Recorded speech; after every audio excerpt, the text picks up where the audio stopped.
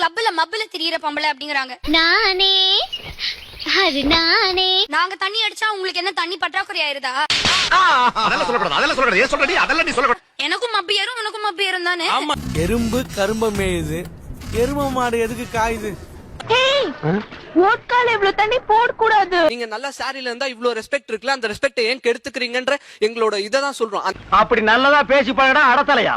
You are judgmental. பொண்ணோட இடுப்ப பார்த்துட்டு mark போடுற What judgmental you are showing off? அப்படிதான் நான் பேசுவேன். If something is attracting, உங்களுடைய நேச்சரையும் ஹியூமன் நீங்க நேச்சரையும் ஒரு விஷயத்தை பார்க்க கூடாது. சரி சரி, ரெண்டு பேரும் சண்டை விடாதீங்க.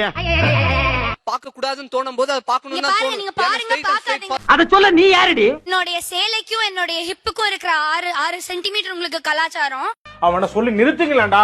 என்னோட சட்டைக்கும் என் பேண்ட்டுக்கும் இருக்கிற 1 இன்ச் உங்களுக்கு ஆபாசமா? என்னிடம் வராதீர்கள் தம்பிகளே. சரி சரி, வகுந்து விடுவேன். சரிங்க சரி, எழுத்தாணியை சங்கிலே குத்தி விடுவேன். என்ன உலகம், என்ன மனுஷங்கடா. என்னாச்சு?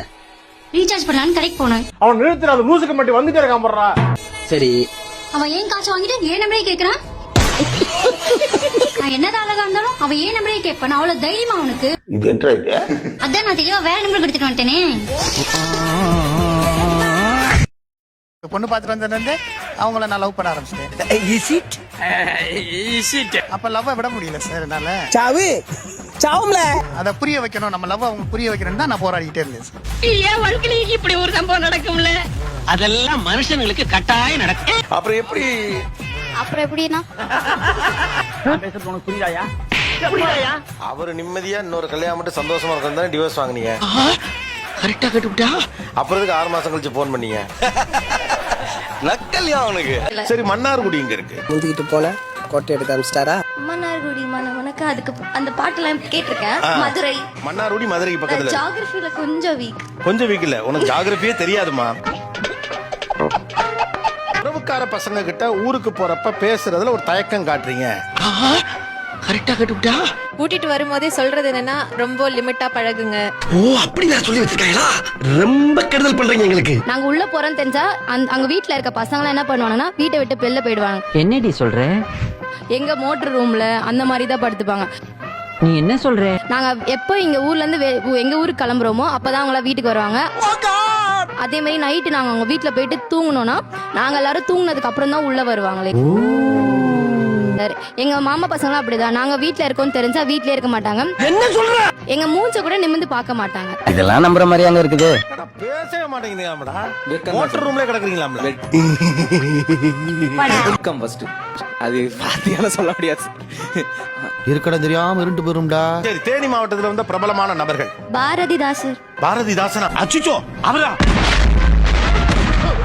ஐயோ, நிகழ்ச்சியை நிறுத்திங்க. என்ன சொல்றதுனே தெரியல. அடிக்கணும்னு தான் தோணுச்சு எனக்கு. எனக்கு அடிக்கணும் போல தோணுச்சு சீரியல் பாக்கும்போது. நக்கல்யா அவனுக்கு. அவன் தான் கல்யாணம் பண்ணிட்டு போயிட்டானே, விட்டுற வேண்டியதானே. அதானே உலக வழக்கம். சரி, நான் என்ன அடி வாங்குற லெவலுக்கு உங்களுக்கு ஆத்திரத்தை உண்டாக்கி வச்சிருக்கீங்க. இதெல்லாம் என்ன பிரமாதம்? நான் ஆல்ரெடி நிறைய வாங்கியிருக்கேனே அடி. எங்க சுப்பிக்கிட்டு இருக்க? என்னையா?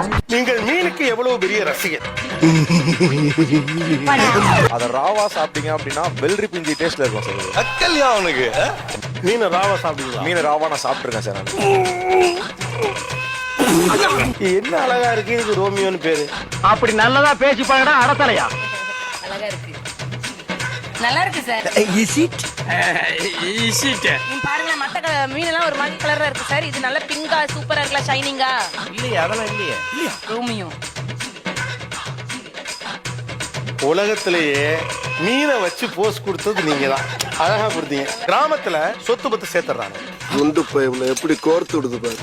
அப்புறம் என்ன உங்களுக்கு குறைச்ச? நல்ல பையன், செட்டில்டா இருக்கான், கல்யாணம் பண்ணிட்டா என்னன்னு கேக்குறேன். ஓடி நீ இல்ல நான் காமாச்சி அப்படின்னா நரிக்கிருவேங்க. அவங்க வீடு அவங்க சம்பாரிச்சு வாங்கினது. அங்க ஈக்குவாலிட்டி இருக்காது. அவங்களும் வேலை பாக்குறாங்க, நானும் வேலை பாக்குறேன். 2 பேரும் ஈக்குவலா ஷேர் போட்டு புது வீடு எனக்கு ஏத்தாப்புல வாங்குவேன். இதெல்லாம் நம்புற மாதிரி அங்க இருக்குது.